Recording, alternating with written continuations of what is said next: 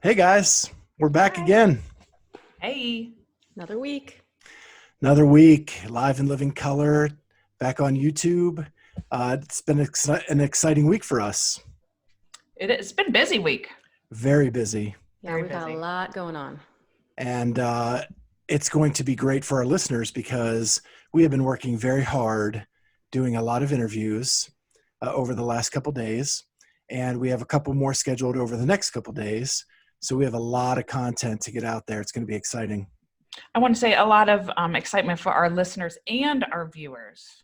And our viewers. Right. Since Viewers. we're now on YouTube. Yeah. Got to get the right terminology, huh? Yeah. Fans. Fans. So how was fans? So how was your week otherwise? Training week was pretty good. I actually did yesterday and today actually was pretty terrible workouts. I did this one workout yesterday that was 3 rounds and it involved like a ruck run. It involved just a regular body weight run and then 5 rope climbs and a bunch of snatches and then 3 rounds of that. And so it was really the rope climbs that were slowing me down. And so that was rough, but I'm really glad. Like I just needed some hard work kind of, work to do. And then I was just telling Kat that I did some Tosh sprints today on the assault runner. And I've done Tosh sprints before where it's like you run 200, you run 400, you run 600. So 3 rounds of that with a work to rest ratio. And I swear it took me way longer to do it on the assault runner. And I'm glad I made myself do it, but I didn't love it. I didn't. Kat, how was your week?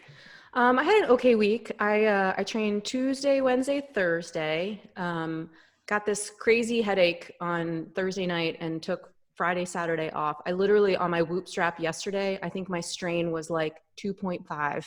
I don't know how, and I did get up and walk around the house, but it was miserable. So I rounded out the week today. My training partner came to the garage and we did 2 workouts that we missed. I've been doing my own programming.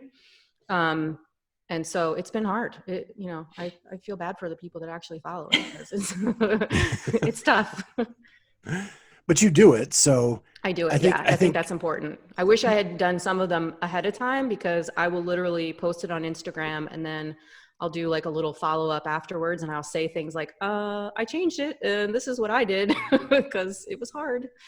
So yeah. Mad props to any coach that does their own programming. I think it just it makes it more believable and because you're doing what you're saying to do. So it's a lead by example. That's what I'm trying to get to. Yeah, I have to, for sure.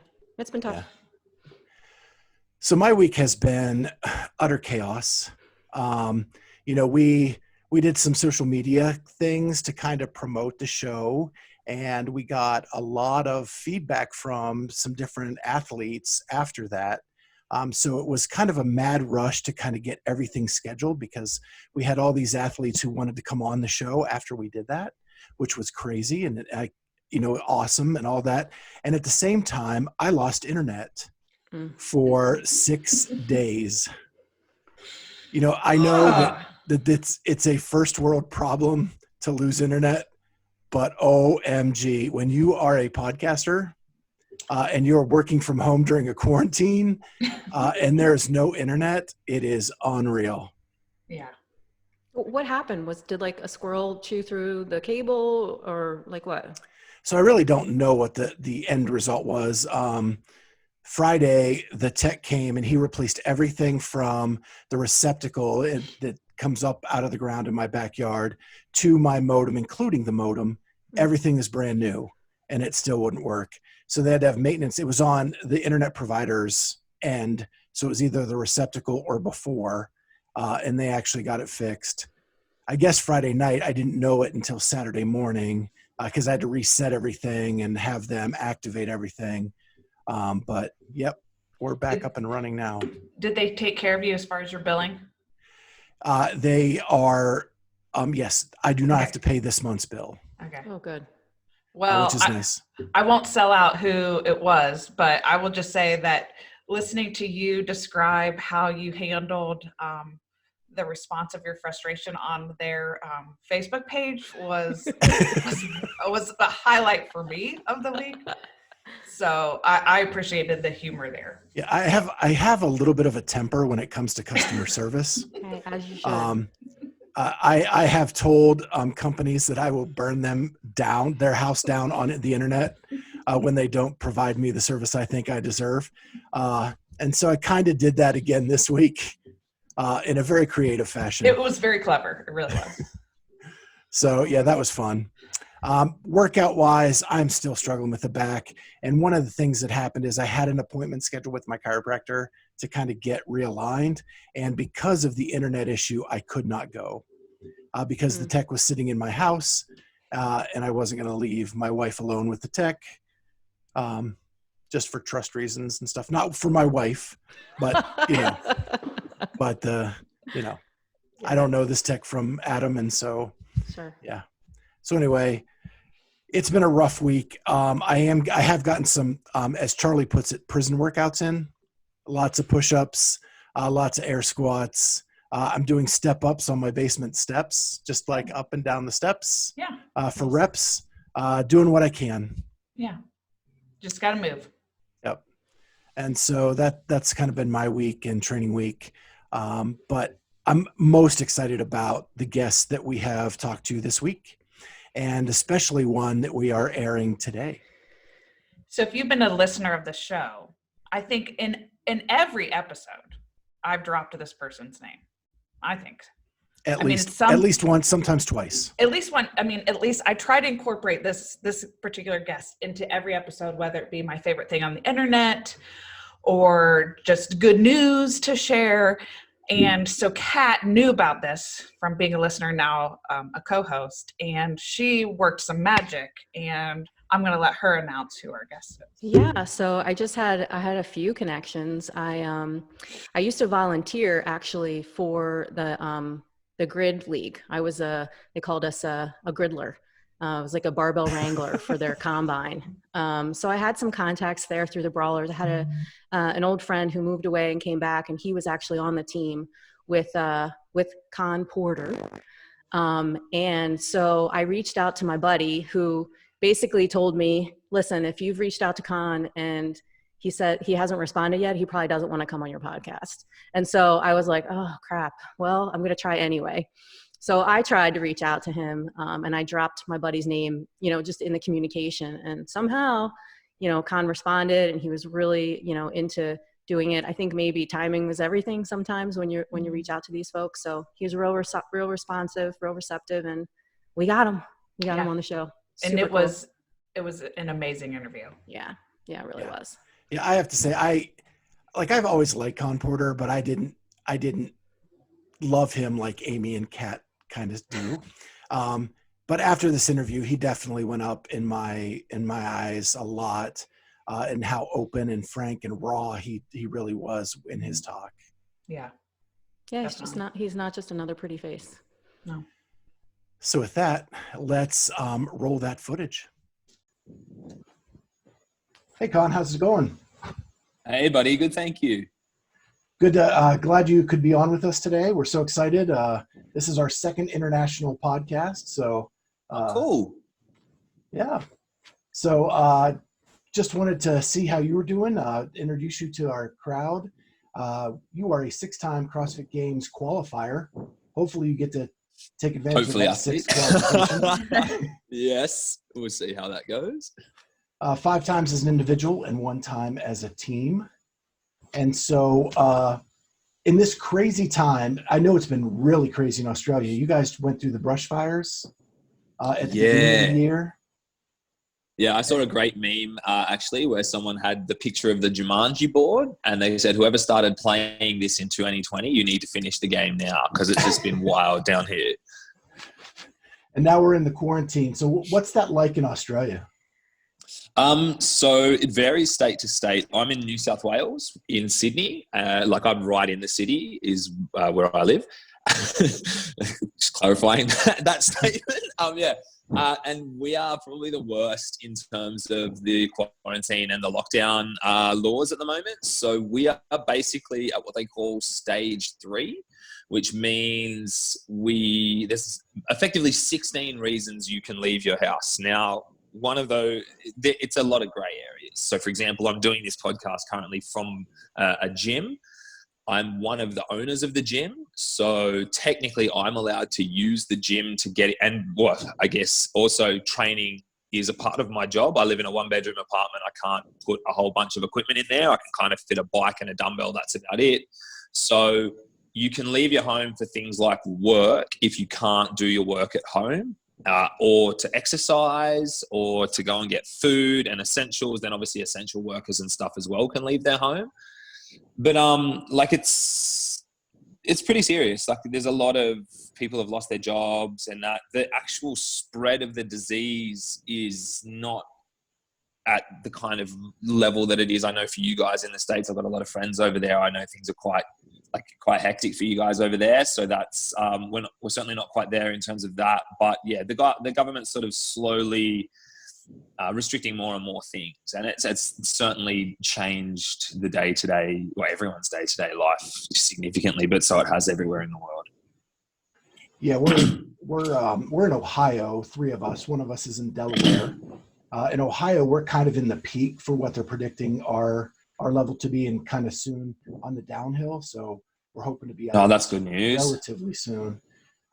Yeah, I think most of my friends are like New York or New York area based, so it's a lot of my friends are, so it's a very different story, I think, for them. Yeah, New York is probably the worst hit in the States. So let's talk about some good news. Yeah, absolutely.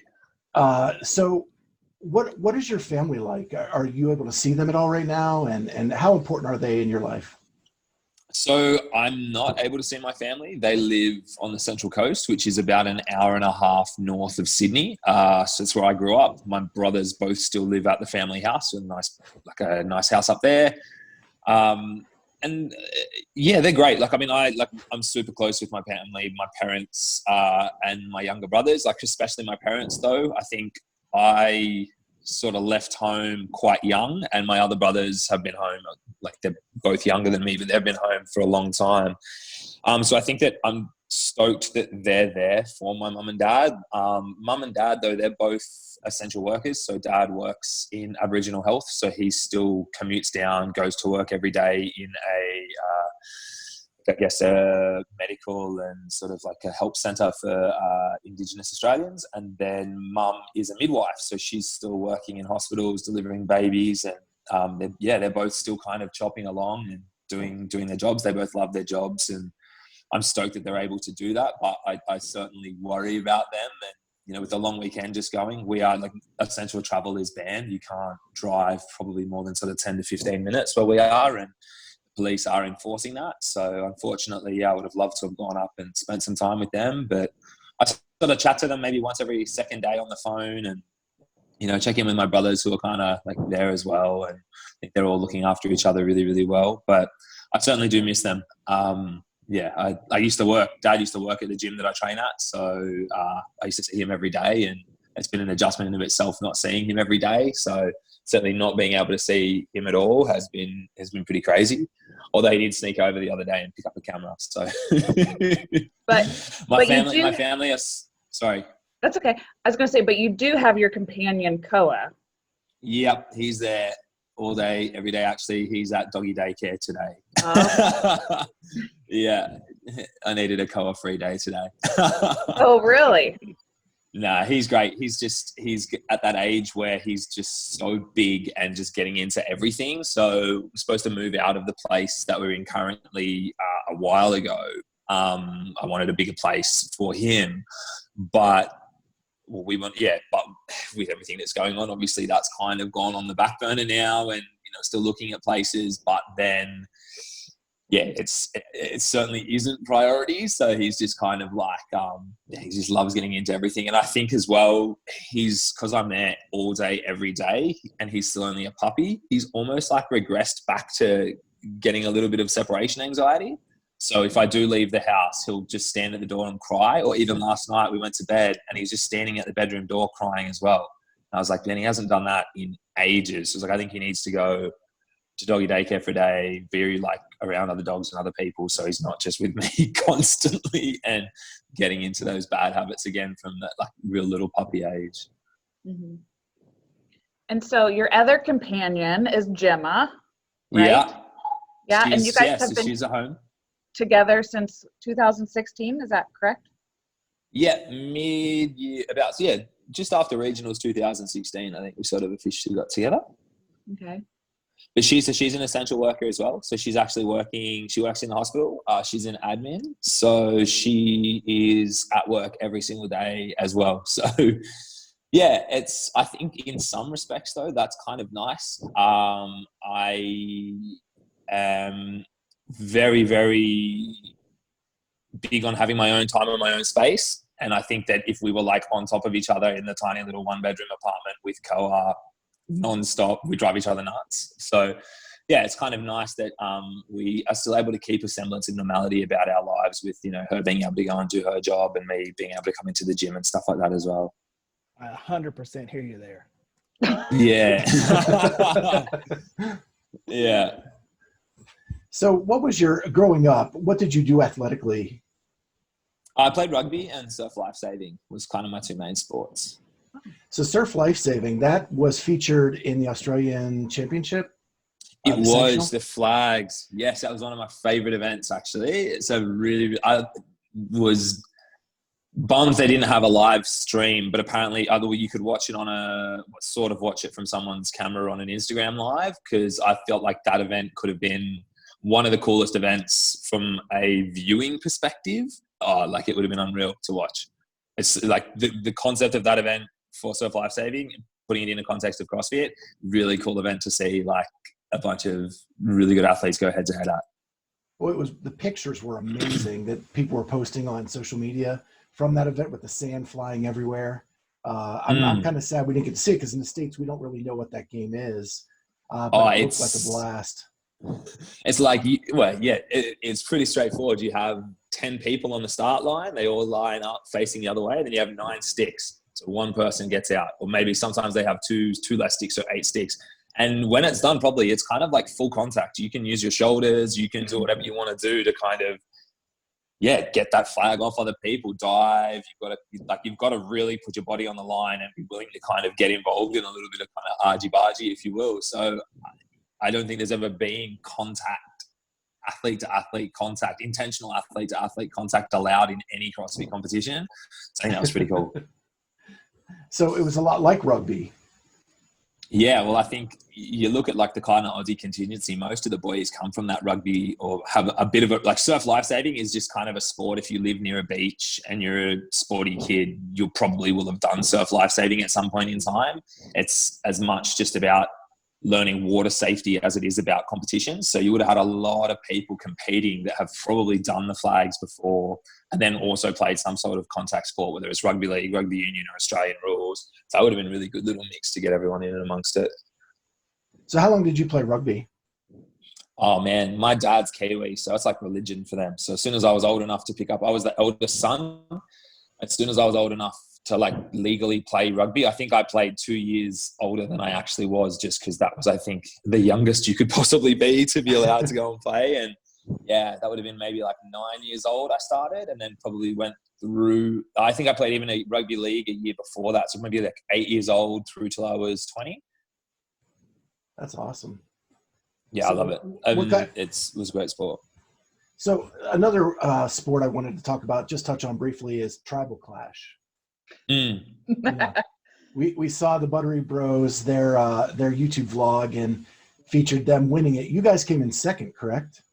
No, so I think we ended up like 7th or 8th. So our team was one of 2 teams that was in 1st and 2nd the whole weekend. But the competition was one of those competitions where it's like winner takes all final. So basically they had a series of elimination events, and whichever team won the final won the actual competition. So I think we were sitting in 2nd going into the final, and it was like, all right, if we won the final, we won overall. But then, yeah, I think the teams that were like the Buttery Boys won it. And then it was the guys from my gym that took second. So their team finished second. So Got it. So I was very proud of them. I was also very much the little dog at the gym for the next week while they all just gave me shit constantly about the fact that they beat us in the competition. But yeah, I think we came like second to last in the final. So I think that made us like 6th or 7th overall. And is that something that's been around a long time in Australia and just kind of moving around the world, or did it start somewhere else? Do you know? I think it started in the UK, and I think it's been around for a few years now. There's so many of these competitions. So that's like one that I was lucky to go and get to do. I think they had their final was planned to be in Croatia, and our team was potentially going to go over and do that as well. But there's like so many of these non-CrossFit fitness competitions popping up, which I actually think is fantastic. I really like the landscape for functional fitness competitions and the way that it's trending.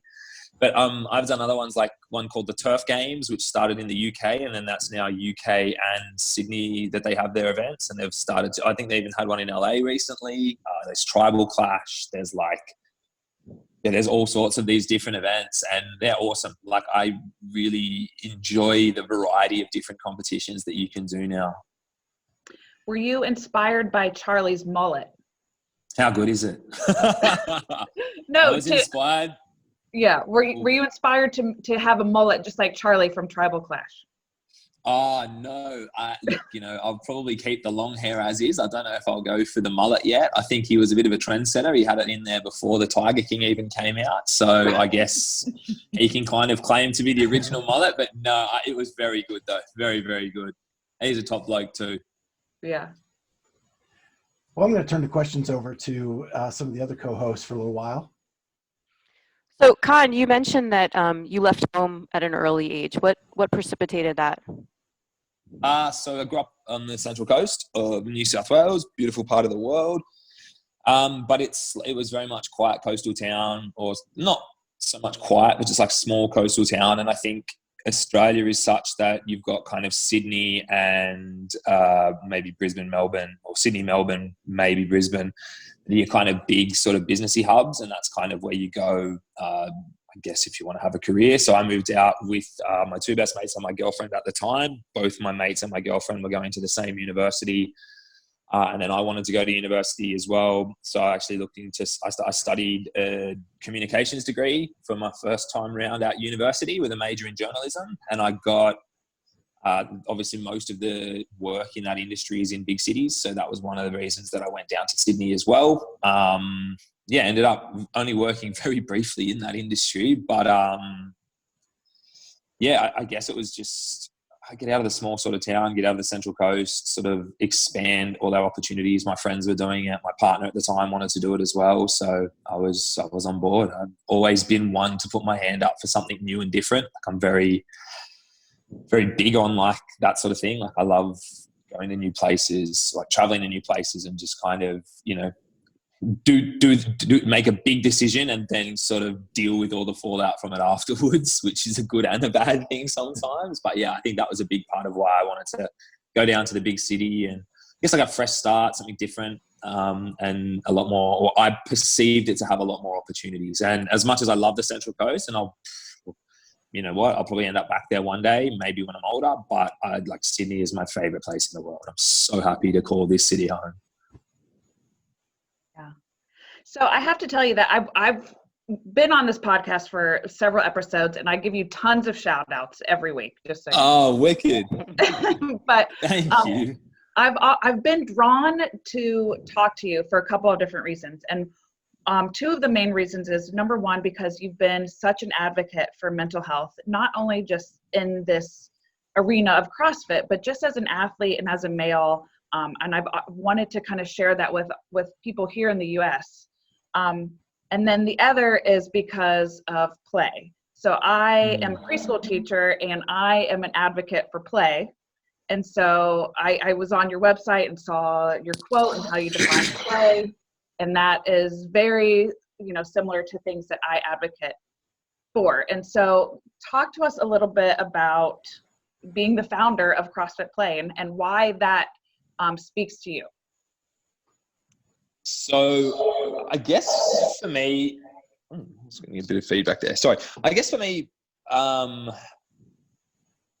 gosh, it's the name play and where that came from has been that, I guess, could come back. You could go all the way back to fitness. For me, has always been an outlet of sorts, and you can kind of tie this into mental health, I guess, as well. Like, without going into huge amounts of detail, I'm not sure if it's something you guys do want to talk about at whatever stage. Like, I deal with mental health issues that basically just make it feel like there is just all this noise constantly in my head, and I have tried many different ways, some fantastic and positive and some very negative, to deal with that noise. And something that I've always found was a means of getting myself out of my own head and creating a positive experience that I was in control of was training, even far before I found CrossFit, far before I found anything. So for me, training and exercise and fitness was always a form of play for me. It was my happy time, my fun time. And when I first came to CrossFit, I think CrossFit still had this kind of almost like hardcore, like very heavy military kind of ties, which is fantastic. And, that's obviously where the sport came from. But like very kind of, you train hard, work out until you kind of collapse, or, don't, like all that sort of stuff. And like awesome. Like some people thrive on that. But for me, that was never the mentality I had or wanted to have around training. I wanted it to be play and I wanted it to be fun. So that is where we brought the name play into the gym, to CrossFit Play. I started it with my ex, the same ex that I moved to Sydney down for. And she and I remember one day we sat in the car and we're like, we are going to come up with a name for this gym. And by the time we get out of the car, and then I said play, and we were both just like, it's perfect. It suits exactly what it's supposed to be. And I guess that has just evolved, like play, the concept of like play, fun, happiness, sort of being the precursor to then hard work and success, has been something that I've just devoted probably way too much time into sort of actually studying and developing as an idea and as, I guess, a kind of core philosophy of my life, if you would go that far. And, I just believe that we as human beings need to create time and space for play and fun, because society puts such a high value on hard work and sort of that's this idea of like grinding and suffering to get to it, just suffering for success. And there is an element of suffering that goes into any process of success. There is an element of suffering that will become part of achieving. And it is like people that have to go through that. It's super duper. It's important to note that, and it's important to kind of show respect to that and to acknowledge it and to that sort of thing. But I think there isn't enough attention and focus put on the fact that, do you know what? The more fun you can have along the way, the easier it's going to be for you to manage the periods of suffering. And, like I said, if you look at some of the mental, I don't want to call it suffering. I don't like to look at it as like a kind of, like I have a very good relationship with my mental health issues, if that makes sense. Like I don't see it as suffering. It's just shit that I have to deal with. But I use play and I use fun to offset that. And rather than me focus on the, hey, you know what? Like I'm really good at suffering because I've suffered a lot in my own head. I look at it as more as, hey, do you know what? I'm actually really good at having fun, which makes dealing with the shit times a hell of a lot easier. And that's just a different kind of approach, I think, a lot of people do take towards the process of trying to achieve something. So it's something that, yeah, I don't know, like if you can't tell, I'm super passionate about, and I think really does resonate with me and with my own process. And I really try to instill into other people that I see maybe going down that path of, you've just got to be hardcore and everything should suck, because if it sucks, then it's hard. And if it's hard, then it's worth doing. It's like, well, you know what? If it doesn't suck, it's probably not going to be as hard. You'll probably do a better job of it. But yeah. Well, I think that's why it spoke so much to me, because, as a preschool teacher, I know Charlie and Scott have heard me. I'm always advocating and talking about play for children. And I will tell the kids that I teach that when I go to CrossFit or when I go to the gym, that's my play. That's how I play. And so I think it's so kind of refreshing to hear other adults also in the same area, referring to it as play in such a positive way. So Yeah, I think I did an interview, or I did a little project last year with Movember. I think if you guys have Movember over in the States, everyone grows a mustache. So I was lucky enough to become an ambassador for them last year. And we went and we did this kind of retreat. And the guy, the CEO of Australia Movember, he was interviewing myself and a few other guys, various different sort of vocations.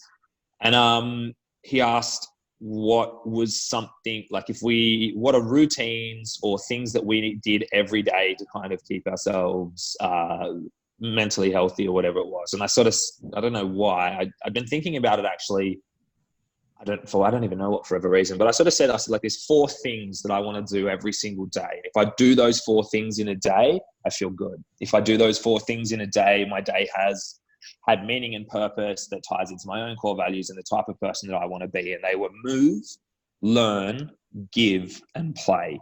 So play is literally, like, if you had to dial down the 4 things that matter the most to me, even in a day-to-day instance, play is one of them. I just feel like, we're here. We're not here for a long time. And, there is so much shit that we're going to have to deal with in life, not by choice. We should choose to do things that are enjoyable more often. That's awesome. And you actually studied psychology for a while? Still studying, yes. So okay.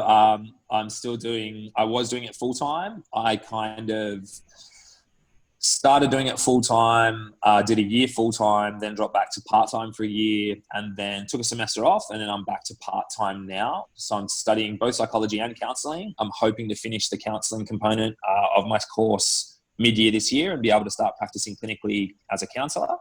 But the goal is to eventually then keep just chopping through the psych degree. It's a 4-year program, so I've probably got another 2 years to go part time, finishing it part time. Get into that sort of field afterwards. So thinking about just mental health, if we can dive down that avenue for a second, was that something that you became something of a challenge for you as a child, or was that more like when you were a teenager or an adult? I myself am a person who has suffered from anxiety as a child, and I will say that I'm constantly maintaining my mental health and constantly managing my anxiety. And so I love that you're so open and raw about talking about it. And I think the more that we can talk about it and normalize it, it's helpful for other people. Yes, I mean, it's probably been, and I've had conversations with my parents later in life where we've talked about me as a kid, and it's probably been something that I've struggled with for as long as I can kind of consciously remember. So I always just remember, like, I would get so frustrated because I would listen to other kids talk about certain things, and I'd be like, that's just not how my head goes. Or I'd kind of say something that I knew that I was thinking about, that I sort of struggled with it, mentally. And I'd sort of ask someone else, do you ever have to do blah, blah, blah, blah, blah? Or do you ever think that? No, that's weird. I'd be like, I am weird. Like, what are you talking about? Don't tell people about this stuff that goes on in your head. It's probably for the best. It got worse late teens, early 20s. And I didn't do a great job of managing it. I think it never really occurred to me. I had so many quite blatantly obvious mental illnesses that I dealt with through my late teens and early 20s. But I think I just kind of you just justify it in your head as it's just a little bit eccentric, or it's just a little bit weird, or just a little bit this, that, and the other. And it wasn't until 2015, ironically, the same week that I won the regionals, I actually went and saw a doctor for the first time about mental health. And I sort of sat down with the doctor, and this was kind of off the recommendation of a couple of very close friends of mine. So one being my ex-girlfriend, who's still a close friend of mine, and someone that spent a lot of time with when I was younger. So her and my best mate, they both sort of said, I think it's time for you to go and see someone because you're obviously not in a great place. And I went and saw a doctor. And that sort of started this whole journey of me looking at mental health as actually more than just me being a little bit weird or a little bit fucked in the head, if you excuse my French. But and I guess it was through going through that process of actually starting to go and try and get some help, and it's an ongoing process. I'm the same, like, I still, when I first went to get help, I was diagnosed that same session, that very first session, which was like 20 minutes of me talking to a GP, not even a psychiatrist. Yeah. I walked out of there with a diagnosis of bipolar disorder and emotional dysregulation issues, and was given a variety of medication, basically told, just take this, go see this psychologist, and, that's what we're going to kind of do. And so the medication, I tried the medication, it was absolutely horrible. I was on and off medication for bipolar disorder probably for 2 years before I just decided I needed to go and get a second opinion. I would go back to the doctor and sort of say, like, I didn't like the side effects or whatever it was for the medication I was taking. And he'd be like, oh, maybe drop it back down and then let's build it back up. Or let's try this different medication as well. Or are you taking it consistently enough? And, I was not in a great headspace. So I was not in any kind of solid routine. So it was inconsistent that I was taking this medication. So in some respects, he had kind of a, and I also had like not very much money at that point in time. Like, I think the early years of being a CrossFit athlete probably looked a lot more glamorous than they were. I was living off next to nothing in terms of income, trying to be a full-time athlete, I guess, but without a full-time income. And psychological help is not cheap. So I kind of was going to see this psych who, probably a lovely guy, but was very, he just sounded like he was reading from a textbook. There was no real kind of connection or click or anything like that. And I really didn't enjoy the sessions, didn't feel like I got anything out of them. I didn't like the medication. So I just kind of dropped off with both of those things. And it was only kind of 2 years later that I decided to go and see a psychiatrist to get a second opinion, because I sort of spoke to someone and they said, oh, hey, actually, no, this was like my first year of studying psychology full time. I'd sort of read a little bit about like the difference between psychologists, psychiatrists, and all the doctors and that sort of stuff. I was like, I don't really think I should have gone to a GP for a diagnosis as serious as bipolar and medication and stuff like that. So I went and saw a psychiatrist, and he said the same thing. He's like, yeah, I don't necessarily think that is the right diagnosis. Let's have a look at a few other things. He wanted me to see him then regularly. He was $400 a session. And I just did not have $400 to go and see this guy regularly. Lovely dude. But again, I didn't really click with him either. So once again, kind of, so said, thanks. Like, it was good to know that, he was fairly certain that the bipolar diagnosis was wrong. But I wasn't going to go and keep spending $400 to get to the bottom of what was going on. I was like, beauty, I know that now. Okay, thank you for telling me that I can kind of not feel like I'm doing the wrong thing by going off this medication. I'm going to go back to doing things my way, which is just try and figure it all out myself, which is not the right way to do it, but it was better than $400 a pop to go and try and get answers from this guy. And then anyway, fast forward to maybe another 2 years. Last year was, I decided it was time to go and take control of my mental health again. It was kind of spiraling a little bit in the wrong direction. And I went and sort of did a lot of looking into like psychologists, psychiatrists. I'd done a fair bit of research myself and kind of had a few ideas about what might be going on. Found a psychologist. It's probably the 5th or 6th psychologist that I've seen in my life. And he was fantastic. I still see him regularly. He's great because he's a clinical psych and also a sports psych. So we do a combination of both. So we'll kind of go in, and some sessions we won't even touch on mental health. Like, if my mental health has been really good, we won't even talk about it. It'll be purely performance based. And he's helped me immensely as an athlete. He was the catalyst, I think, as well for me to really putting things like my studies and stuff more on the back burners and focusing on being a full-time athlete for the time being. Ironic that probably the first year I've really dedicated to being a full-time athlete as my priority. It's probably not going to be a CrossFit Games, but yeah, he's been fantastic. And then he sent me to another psychiatrist, and through that psychiatrist, I got sort of a bit of a different perspective on diagnosis. So things like ADD, ADHD, and OCD. Obviously, I suffer from really bad anxiety, at times really bad, at times manageable. I think it's always kind of humming along. I'm just so used to it now, as I'm sure you'd be the same. Like when you do Yeah. live with chronic anxiety, you kind of just get used to that lower level, but like certainly prone to it. But it's something that like, so it's had a huge part of my life. Something that's another thing is like it's very, very prevalent in my family as well. Like on my mum's side, particularly my mum, one of my little brothers was even recently hospitalized for severe anxiety and panic disorder. So it's something that, you know, is very, as I said, like very close to my heart for personal reasons, and then also because of people around me as well. Like, you know, seeing family members struggle with it and, you know, obviously dealing with it myself makes it something that I'm super, super passionate about. But it's funny, like people are like, oh, it's so nice that you're so open about it. But for me, like I almost see in some respects, the reason I'm so open about it is for selfish reasons. Like if I bottle it up and I keep it to myself, like it just festers. If I'm open and honest about it and I just talk about it, it's a bit of a release in some respects, because it means that I can be open and honest about it. It means if I am going through a really bad period, like of anxiety, I can just say, hey, like my anxiety is really fucking bad at the moment. I don't want to go and do that. Like I don't want to go out. I don't want to do this. I don't want to do that.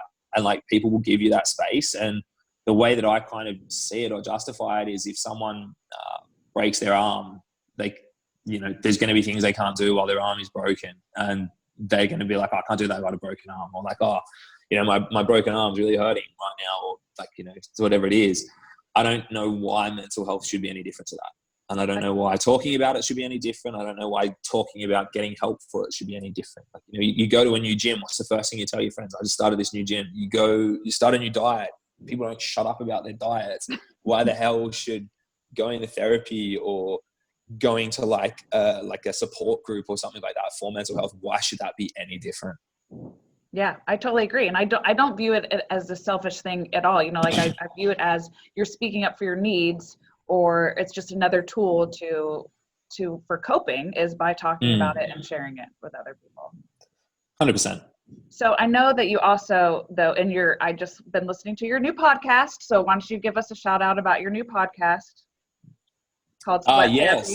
Yeah. Well, tentatively called Sweat Therapy. I did call it Sweat Therapy originally. I still want to change the name because I don't want it to have, like, Sweat Therapy is the name of my online program that I recently started, and I love that name for a program and for kind of that thing, but I don't want the podcast to have any kind of like business or marketing ties. I just want it to be like a platform for, I guess, my own self-expression and me to be able to interview people about all sorts of different things. Like I want it to be more about stories to do with their own journeys. Like I interviewed Brandon Swan yesterday, he's a good buddy of mine, and we talked mostly about, I guess, his own journey as an athlete, mentally more so than physically, and then like things like being a father, how that's changed his perspective on things, how that's told him to deal with, you know, setbacks and all this sort of stuff instead. So trying to come up with a name currently, a new name. I think I just posted asking for suggestions before we jumped on this call, so I'm interested to see what people come up with. But yeah, it's kind of something that I wanted to do for a while.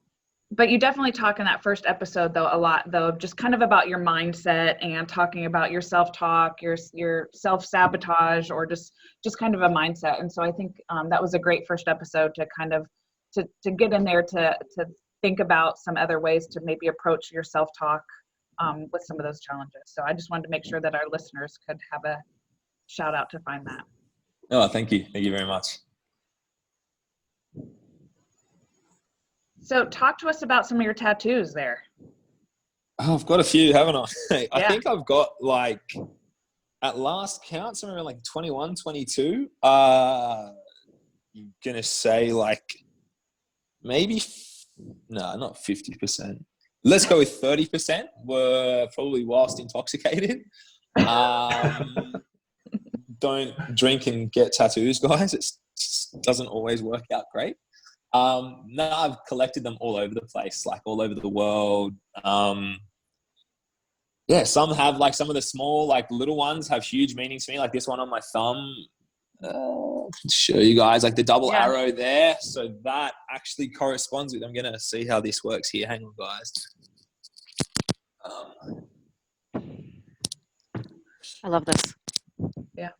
Oh, we lost him. All right. Sorry about that. I'm not quite sure what happened there.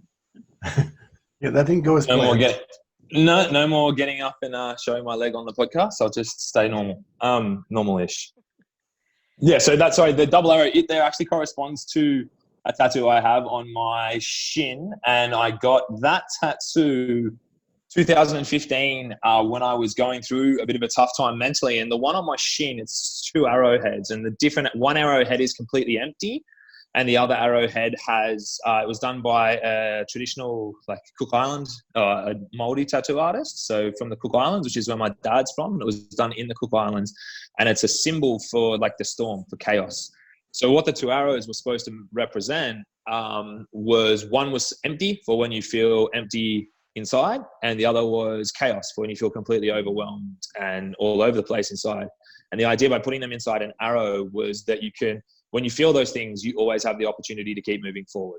And then I got the little ones on my thumb, because obviously when you feel down, you look down. And so if I look down, I can always see the little arrows on my thumb. And it's that little reminder that, you know, if you are, whatever you are feeling, you always have the opportunity to keep moving forward. And so that's probably my favorite of all my tattoos. Oh, actually, I really love the one of the bear on my arm, which actually looks a little bit like color. So it's kind of cool as well. But I really love that tattoo. And I really love that I got it like before I even started my mental health journey. I was like this was my own little kind of, the way that it was my way of expressing how I felt, even just to myself.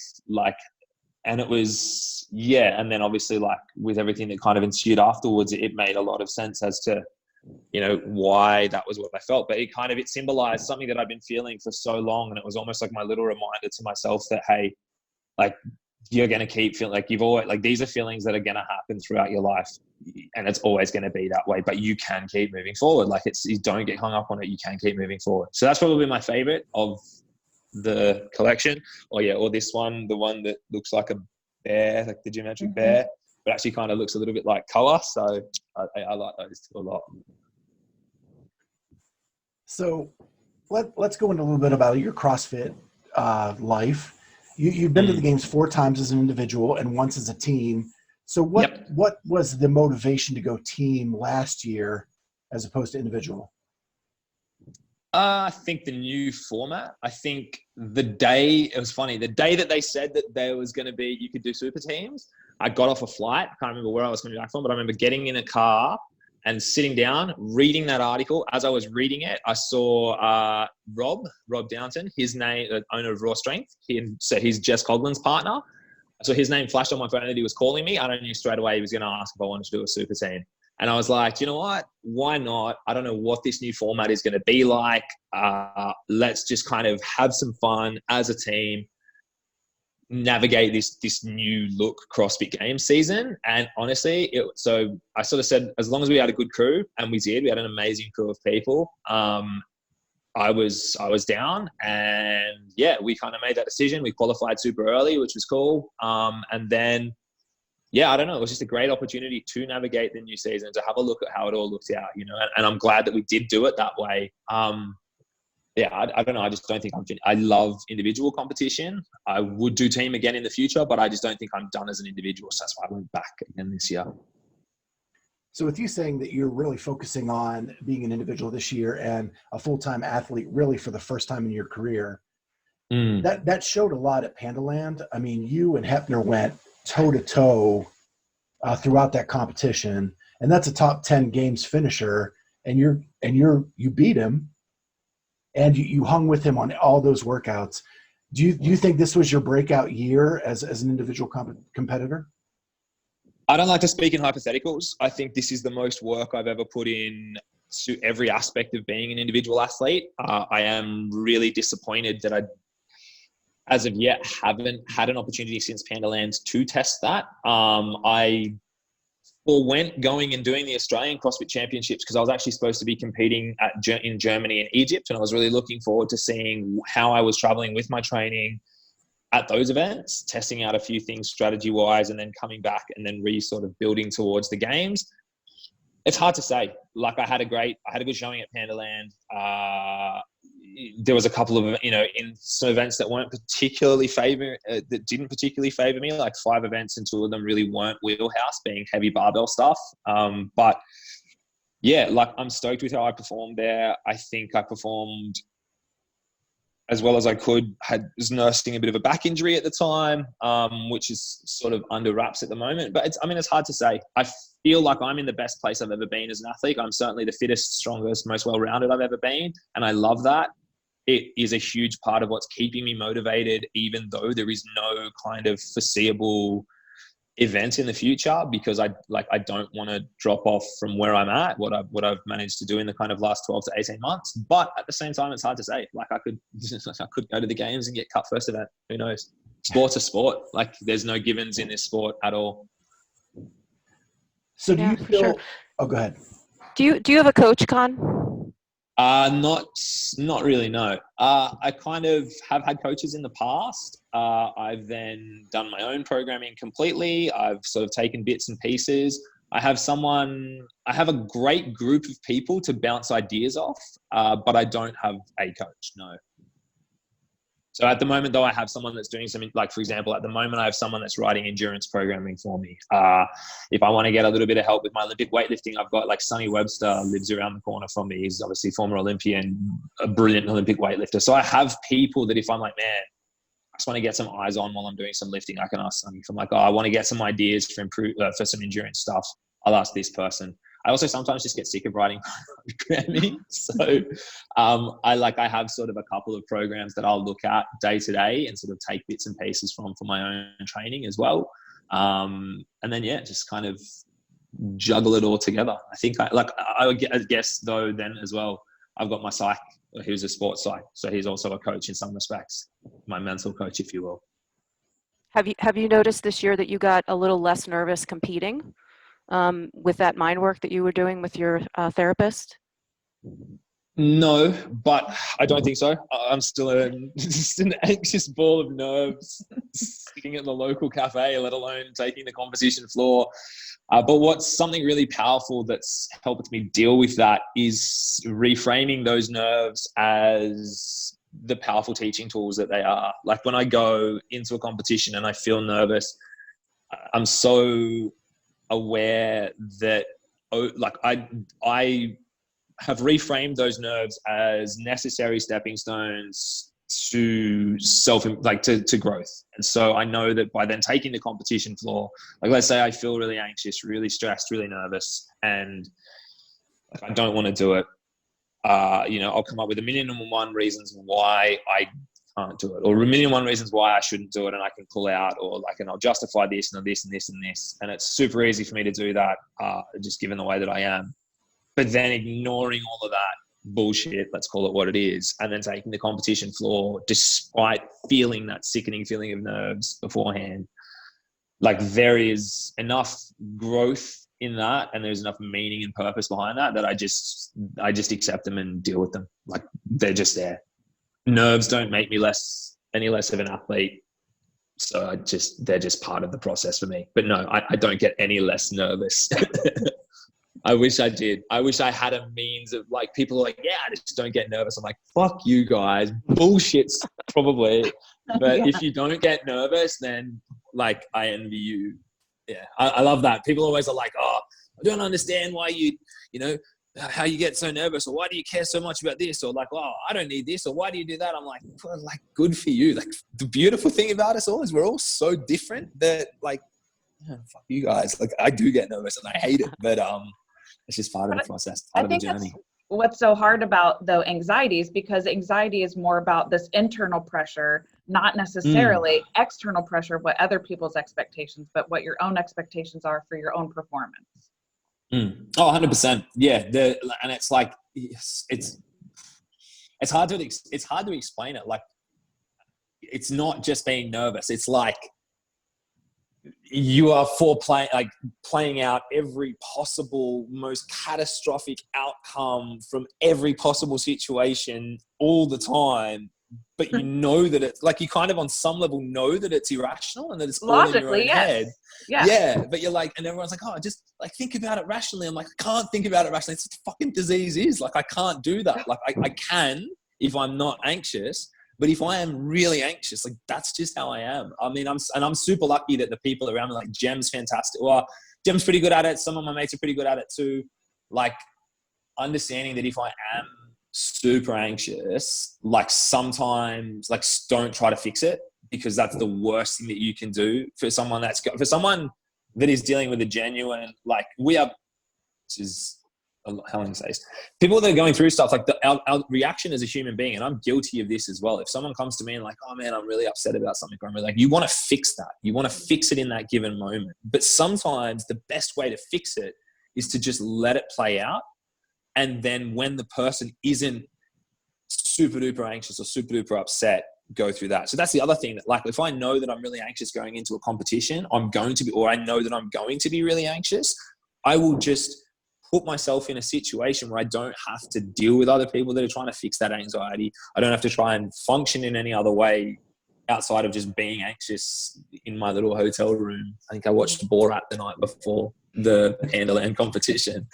Like, that's how I manage it. I don't try to fight it or like fix the anxiety. I just figure out ways to let it take its course. Yeah, I always tell people it's all about like riding the waves, and if you're helping somebody with anxiety, that it's not about solving it, but offering to sit with them while they're experiencing it. 100%. So I'm wondering if TikTok is also something that you use to balance your life there a little bit, to balance some of that anxiety. I love it. It's so good. I mean, I've always just liked being a clown. I think that humor is such a powerful antidote to things like anxiety and stuff like that. And I think that it's such, making people laugh, to me, has always been, since I was a little kid, a way to kind of, it's just like, it's a simple way to add value to other people's lives. And I love TikTok as a platform because it isn't overly politicized like Instagram and Facebook is now. Like, I think I go a little bit nuts sometimes. I go down these rabbit holes of like reading posts and comments on Facebook and Instagram and just think, what the hell is wrong with people?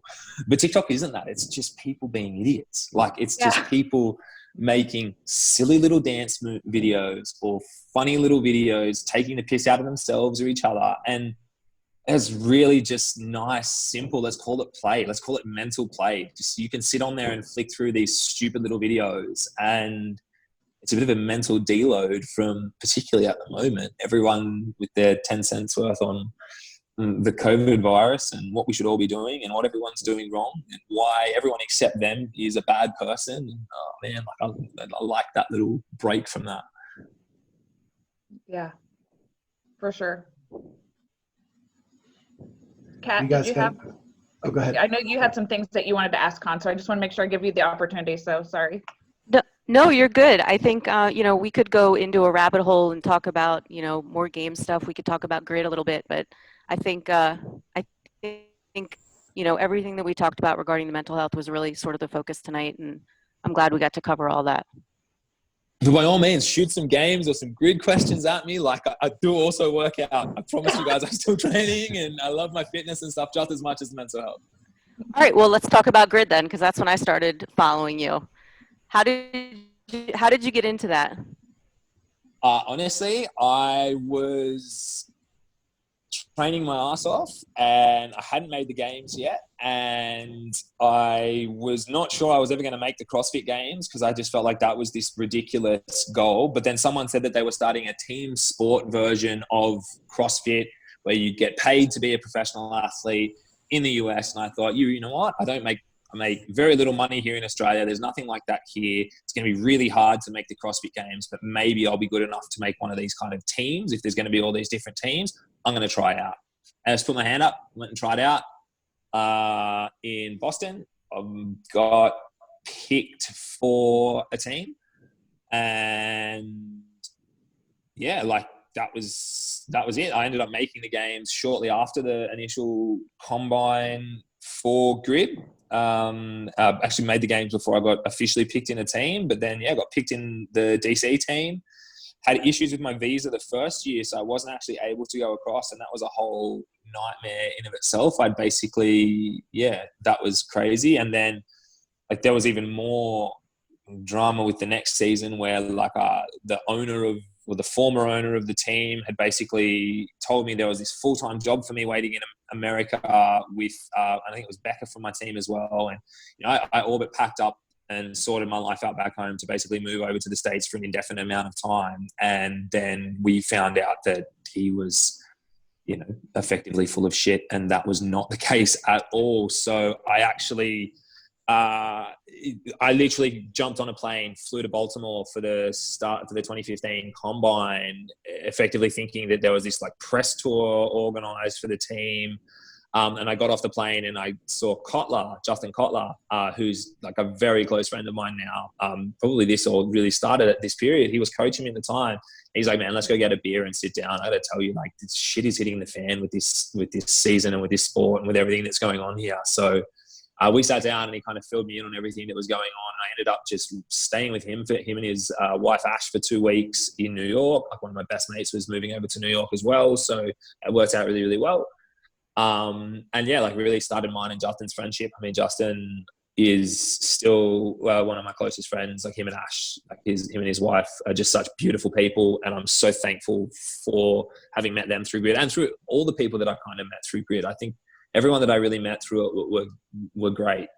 And, you know, started some like long lasting friendships and stuff like that through that as well. But I was shit at Grid. I was probably like the worst possible athlete for that sport because I'm not very good at anything. I'm just kind of good at a lot of things. So I think really my position on that team was very much ceremonial the year that I did play it. But it was good fun. I had a blast. It was fun to watch for sure. And the prospect of having sort of a professional league for spectators and for people that were really fans of the sport, I think was an interesting prospect. I was sad to see it go, but understand that it was a little bit of a shit show from a financial perspective, and you know, people just couldn't make it work. I think they went about it the wrong way. I think there's so many potential opportunities now with the fact that CrossFit's kind of released its stronghold on functional fitness competitions to some extent. I think there's so much opportunity now if someone does it the right way to create a league sort of version of some kind of fitness sport. But I'll be interested to see. It'll take a brain much smarter than mine to do it, and I would be interested to see what they come up with. So do you have a favorite regionals or games workout or a couple workouts? Ooh. Oh, man, it's hard to say. Hard to beat 2016, the final workout at regionals. I think I was 3 points out of qualifying for the games. I knew the only way to guarantee I qualified was to win it, and I won it. So that, from an experience, pretty hard to beat. Like, that whole event was unbelievable. Like, I still get goosebumps watching it in replay, even just thinking about it sometimes, because it was a moment of, for someone that second guesses themselves and has a lot of kind of their own insecurities, it was a moment in which I walked into something that really, and I just told myself, you have the capacity to win this, you can win this, and you will win this if you do it properly. Like, I think then doing it, there was this kind of, it was a very big and powerful moment of kind of like accomplishment for me, being like, yep, you are capable. And then actually being capable of what I told myself I was capable for, which was kind of cool. I was just sick. Like, fuck, it's clutch. It's mad. It's cool. Like, it was really, really cool. I enjoyed it. In terms of most enjoyable, obviously I loved when they brought those paddle boards out, like having a surf life-saving background. I think all the Aussie boys and girls thoroughly enjoy that. But I liked the marathon row. I thought that was just such a cool thing to spring on us that close out. And just like from just a hectic perspective, fourth event in the day, I just thought it was hard. Like, it was cool. Like, I like that shit where it's a mental test as well. But I don't know. I really liked the programming at the games last year, the individual programming. Just didn't get to do any of it, obviously. But yeah, I don't know. Hard to pick a favorite moment. Probably be hard to beat 2016. But then again, like, the lead into that was not fun at all. Like, the nerves and that, like, going to bed on the Saturday night, being in 6th place for the first time in like 3 years. I'd been out of the top 3. It wasn't a nice feeling. Like, in the year before, I think me and Rob, I went to bed on the Saturday night, and Rob and I had so much of a lead that I think there was no way I wasn't finishing kind of first or second in 2015. So it was very different the following year, but fuck, it was a cool experience afterwards. So you're known for your legendary celebrations. After that 16 regionals, was the celebration as legendary as the finish? Yeah. Yeah, it was a big night. Yeah, I think I remember in my interview afterwards, I said, if I've got the ticket, I'll buy everyone around at the bar. And I think I had so many people come up to me at the bar being like, you said you're going to buy a round, that I just went up to the bartender and I was like, listen, can you just make 30 drinks, leave them on the counter here? And if people want a drink, just tell them when they get here that it was my shout and they can just take one. And so the bartender did that. But yeah, it was a mad night. I had all my crew were down there as well from the gym. Like we had just a massive crew of people down there, and it was pretty awesome. And your drink of choice is craft beer, is that correct? Absolutely. Big fan. I actually used to do a podcast on craft beer. You're kidding, mate. No, That's unreal. Mate, the yeah, craft beer scene in America is fantastic. it is. They're popping up everywhere where we live. Hmm. Yeah, so if you're ever up here for Rogue, there's plenty of choices. Oh yeah, I mean, look, I'd love to get there one day for that event. It'd definitely be one to try for. But I like that they're doing it online this year. Apparently, Yeah, cool twist. We'll yeah. see how it works. Just to see how that goes. Yeah, that said, I really hope, I heard it thrown around that they were considering doing the games online, and I really, really, really, really hope they do not go down that path. I am very much from a purely selfish perspective, I'm very much an in-person competition. Like I will rise to compete in person versus I just cannot. I don't know. Like I can't pull that same energy. I can't pull that same kind of investment mentally and physically when I'm just in the gym. Like I can go hard and I can sell my soul, but it's just not the same doing it for the open. And look, let's call a spade here. I just reckon there's too much shit that goes on online that, yeah. Oh yeah, for sure. Yeah, I don't see how they can crown the fittest and have it be an online competition. No. I think, they'd have to make some changes to that title for sure. Absolutely. Well, and Rogue wants to broadcast it. So Charlie made a great point. You put it on Zoom and you're like, okay, Con is on the third row, fourth column. People just dial in anyway. I didn't actually get a ticket to Rogue, so I might just dial up, see if I can find the link, just be doing it anyway. Yeah. Guys, please just let me compete. I'm really in good shape. I just want to use it somewhere. That would be fantastic. For sure. Do you guys have any other questions? I'm No, good. I mean, Yeah, I just thank you so much for being available and open to talking to us. You, like I said, have been on my list for wanting to talk to for a long time, just because I felt connected in those ways, and I look forward to watching you on TikTok. But I need to know, how many takes does it take you to get that timing just right? The lifting ones? Yes. I promise you, each of those lifting videos were first takes, except the blinding lights one, which I did a lighter barbell for. But then I hit the lighter barbell. I was like, I think I got 120 in me today after a dance. So honestly, those ones were, I just kind of winged it. Because the thing is, the key is, you just make the dances up yourself and don't try to copy the dances that everyone else is doing. You can't screw them up because they're not real things. Yeah. That's the secret. Yeah.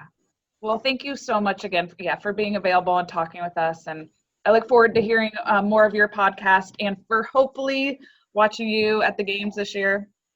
Hopefully, I can't wait to hopefully compete. Yeah. Thank you so much for having me on there, guys. Yeah, I want to thank you too. This is our first ever video podcast. We've been in audio only until this episode. So we are 27 episodes in, and this is our first video podcast. Awesome. So thank you for being that. And I was a bundle of nerves hoping the equipment would work and the technology would work. It looks I'm glad we it made did. it through. So we did it. Yeah. Awesome. So thank you so much, guys. yeah, All thank right. you. Good luck, Have a Con. great Take it night, Con. easy. Stay safe. Stay sound. All right. All See right, you later. bye. Thanks, Yeah. Con. Go. Whew. Well, that has to be probably my favorite interview. I don't know about you guys, but He's the greatest. That was a great one. so I have to say, I know that, we always joke that, and I always tease that he is a very good looking person, CrossFit athlete, but I really find him to be pretty deep on a lot of levels. And so I just think that that's important to add here, especially on speaking about play, which you guys know that I am all about, but also just on the mental health aspect as well. So I was really super excited to get to interview him. What I thought was really cool is, we were pretty serious with him for a good 45, 50 minutes. And we're like, okay, we can let you go. And he goes, heck no, I want to stick around and have more fun. Yeah. Which was pretty awesome. Yeah. Definitely. So, a little bit of CrossFit news. The final pillar fell this week. The last sanctional was canceled for the 2020 season, and they're rescheduling for 2021. And that's Asbury Park. So that means that every sanctional that happened after the COVID-19 quarantine stuff kind of started to happen has been postponed and or canceled for this season. Yes. Our RIP sanctional season. Yes. That's been a really big bummer for me. We started a podcast that we were going to do some new stuff, and it's all about COVID-19 and the quarantine because there's nothing to really report on from an actual event status. Yeah. No. Good news is a lot of people want to do podcasts. So. Yeah. People have a lot more time. True. A lot more time. Getting a lot of guests, which is pretty awesome. Yeah. And also last week we reported that the games definitely, probably, maybe will be at the ranch. And that has kind of settled in now, and people are realizing that there's going to be a lot of limitations to doing that at the ranch. Sure. Especially numbers wise. Kat, you texted the group this week that the age group online qualifier may be it for the age groups now because I hope I'm wrong. Yeah, I hope I'm wrong. It's just kind of a hunch that, I don't know that they'll take it any further. I just can't see how you do an online anything when half the population doesn't have a gym to go to. It's just, I feel like that's going to be the best they're going to be able to do this year, and it sucks. Yeah. Well, and we talked weeks ago about the online qualifier being the lowest attended of any year that they've done that for the age groups. And it's because many of the people in other countries didn't have gyms to do the workouts in. Yeah. They were already sort of in the middle of this pandemic before, when it hit. Yep. And so even if California opens it up enough to have an event at the ranch, to have judges for both individual and all the age groups, I mean, those are huge numbers just in judges. And then you talk about volunteers to move equipment, get stuff set up. Now you're talking about a large number of people in one place. Yeah, but I do think we've got 2 judges right here, and I'll move some stuff. Yeah, you could go. Yeah, I'll volunteer right now. Here's my volunteer. I'll volunteer at the games this year. Fine. I will risk. I'll put a mask on it. We'll say CrossFit Games. So as we get closer to July, August, I'm getting less optimistic that even at the ranch, it's going to happen that soon. I think best case scenario, we're looking at least a delay into the fall. I was even thinking maybe they delay it past the fall into the winter and just that be the CrossFit Games and they kind of take a year off or, I don't know. There's so many possibilities and I hate to go down any of those rabbit holes, but they have to be considering a ton right now. Totally. I don't disappointment. I don't like what you're saying. I know. Because one season is already messed up. Right. If we have to cancel the games and just call this, scrap it, but at least start anew for next season and not mess that one up. Yeah. I think that's a better scenario than holding these ones off to the point where they're messing up next year's. Yeah. Okay. So I can hear that point, Scott, and I don't disagree with that. But then I think it's not fair. And of course, none of this is fair, right? But it's not fair to the people, just mentioning this Khan, who just took first at Panda Land, right? He earned that spot. He earned his tickets to the games. And for him to have such a great training season as among all these other athletes, and then not to be able to play that out. It's like making it to the Super Bowl and then canceling the Super Bowl. So I hate that for those athletes who this was their year that qualified. Yeah, which is part of the reason why they might, they could conceivably just delay it until such a time that we could do the games like we know how to do the games. I don't know. It's a terrible situation. No matter I mean, what. you look at like all the other sports. The NCAA tournament didn't happen this year. We didn't crown a basketball champion in college football or college basketball, and those kids who earned a berth to that tournament. Okay. I hear your words. I hear your words. I wouldn't want them to delay that tournament until next winter and then mess up next season's full season too. True. Okay.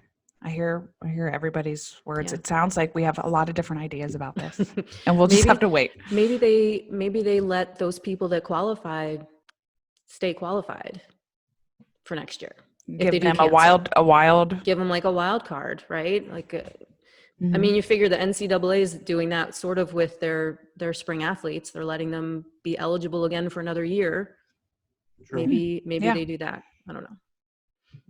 Yeah, I don't think there's any easy solution to anything that's going on. No, it's fun to try to figure it out though. No one asked me. So the other thing that happened to me this week that I didn't get to mention at the top of the show is that I got billed for the second half of my CrossFit Level 2. Woo! Nice. That happens May 9th in Cookeville, Tennessee. Awesome. I'm trying. I wish my back was in better shape before I go to that. Yeah. Hopefully that I can get it there.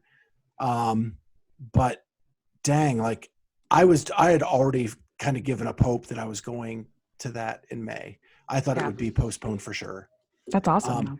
To then just be billed out of the blue, caught me off guard that $500 left my checking account in a rapid amount of time. Yeah. Without really knowing. But I'm excited because it would be good to get that in, go to Cookeville. I love the town of Cookeville. So to go back and visit, see some old friends and hang out at Mayhem to get my level 2 is going to be awesome. Now, will you be able to drive there?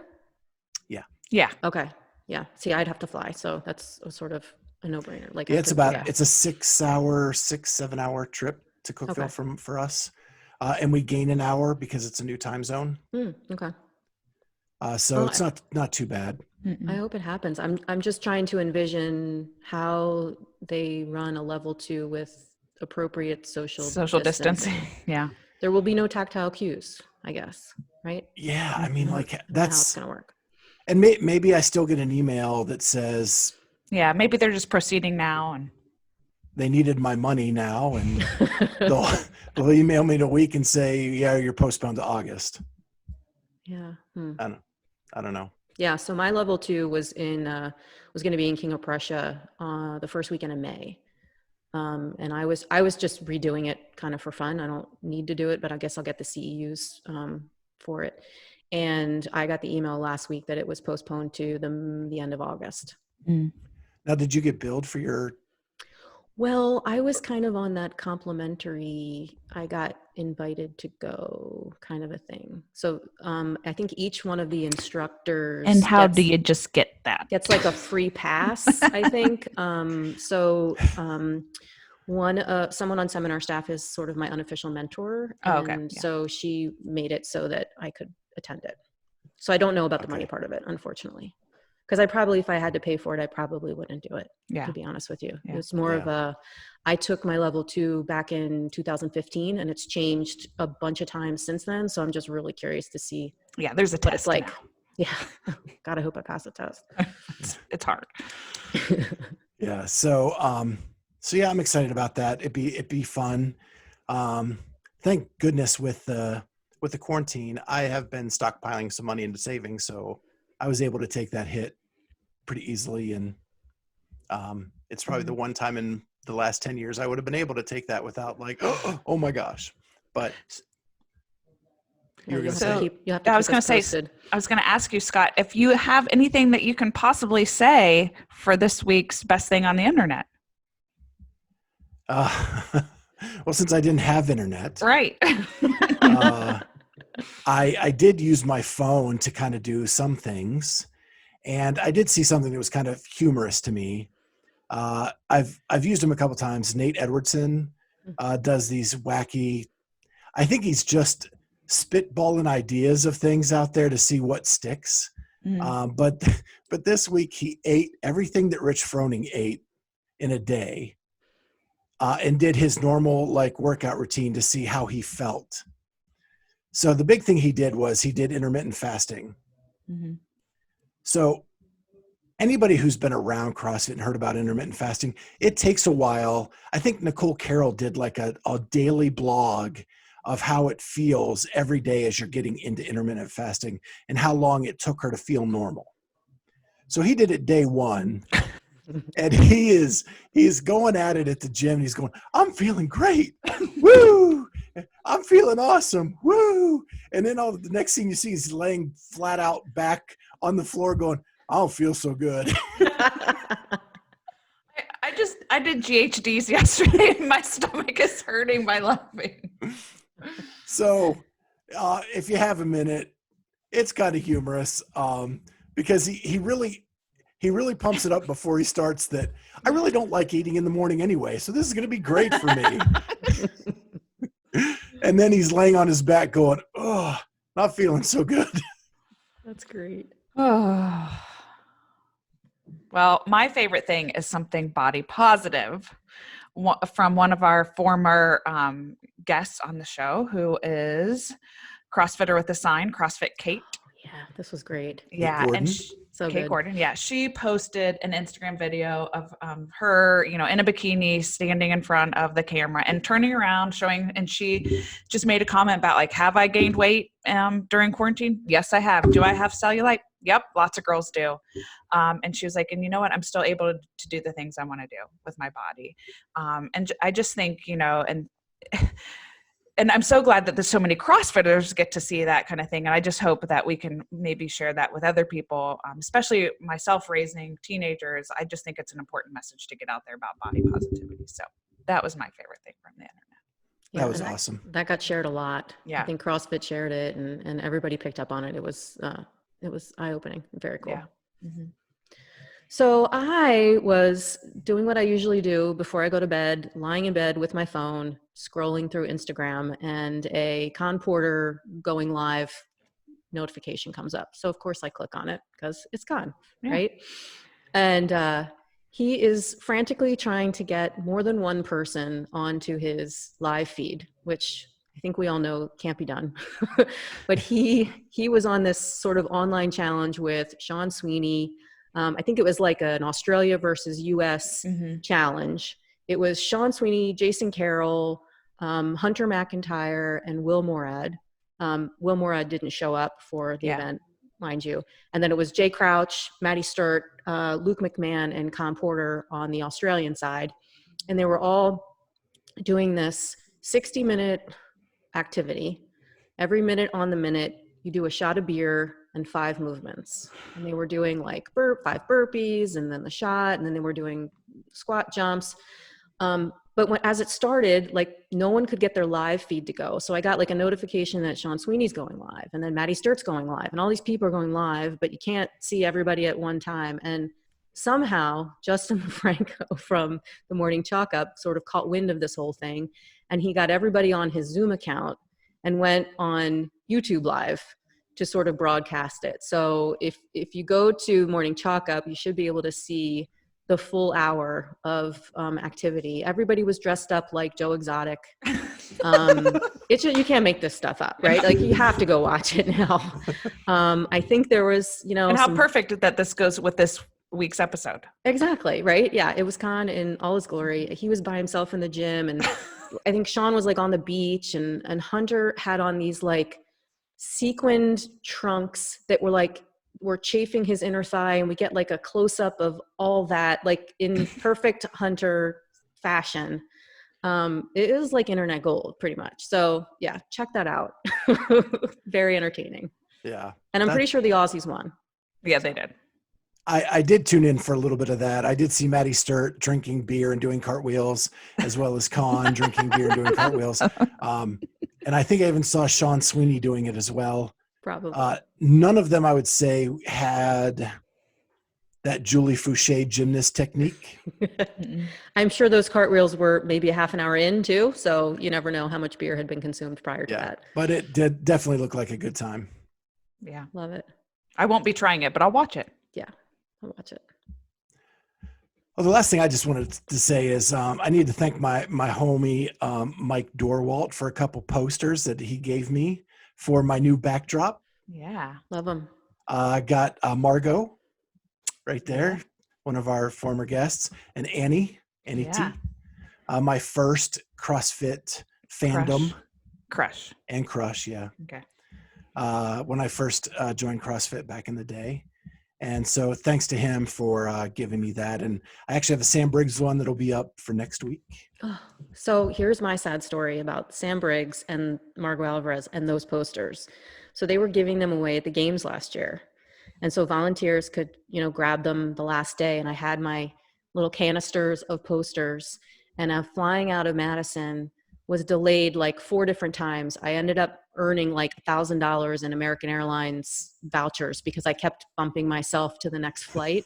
Mm-hmm. So I was hanging out at the airport all day, and I left the 2 canister posters. One was for my girlfriend, Colleen, who's like a huge Sam Briggs fan. The other one was for my gym. I left them on at the gate and didn't realize until like I'm halfway, coming off the plane, like, wait, where are my posters? So I did the whole lost and found American Airlines thing, and that was just a black hole, and I never got my posters. So this makes me sad, but I'm glad you got them. So the real question for you is, did you bump to get the miles in the vouchers so that you could go to other CrossFit events? For that reason, and like that airport was just, it was a big mob scene of CrossFit athletes. So I got to hang out like all day. I met all these cool people and made a ton of connections. So it was well worth it. Yeah, for sure. Awesome. All those reasons. Mm-hmm. Well, as long as your priorities are straight, that's all we wanted to make sure. Just, damn, I lost those posters. Well, thank you everybody for joining us. It's been a fun episode, and we'll see you next time on the Clydesdale CrossFitter and Friends. Bye. See ya.